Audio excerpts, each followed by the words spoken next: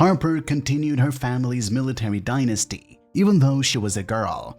She didn't like guns, and that's why she became a military doctor.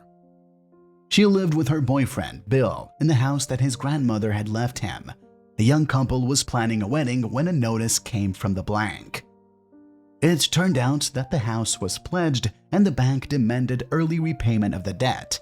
Bill tried to remortgage the house, but his credit history and assistant position in the firm were not enough to cover the debt.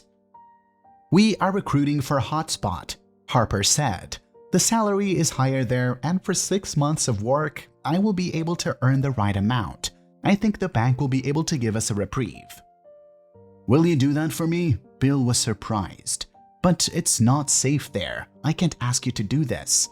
But the house is valuable to me, and I don't want to lose it." "I'm a doctor," Harper smiled. "I will be in the rear and help the wounded. I don't think it's dangerous." And she went on a business trip that turned her life around. When the debt for the house was almost paid off and less than 2 months remained until the end of the term, the hospital was bombed and Harper lost her legs.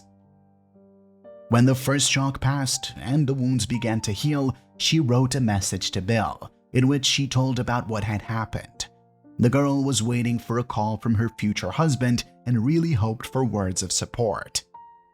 But the phone was silent for a day, a second, and then it sent a lonely message. Harper refused to believe what was written in it, but the words shone on the screen with the cruel truth. "Harper, I'm sorry. You have always been stronger than me. I'm not as strong as you, so I just can't say that I still love you. I'm just not ready to take care of the disabled for the rest of my days.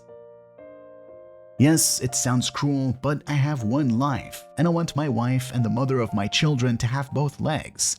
I'm sorry again, but we'd better not meet again." These few sentences brought Harper more pain than the enemy shell that took her legs. She decided that her life was over.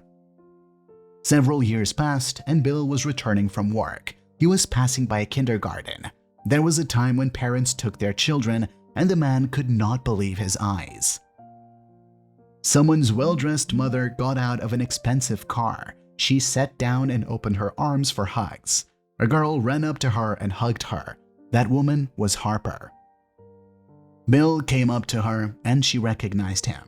Harper told the driver to take her daughter home and he could be free for today, and then smiled at Bill. "So it was just a stupid test of my feelings?" He got angry. "You read a lot of silly women's novels and decided to test me in this way, saying that you lost your legs.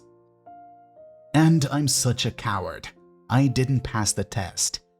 And what, do you think you're better than me after that? No, you're even worse if you decide..." Harper didn't let him finish and lifted up the trousers of the expensive suit slightly. The tubes of the prosthesis were visible under them. Bill stopped in mid-sentence. "You're right, I'm probably not better than you, because after your SMS, I wished you something that was scary even to myself. But then I met a man who made me forgive you. You won't believe it, but I'm probably grateful to the projectile that opened my eyes to you. And, of course, for the fact that I met my current husband. I don't have legs, but I have much more: love, a daughter, and a good job.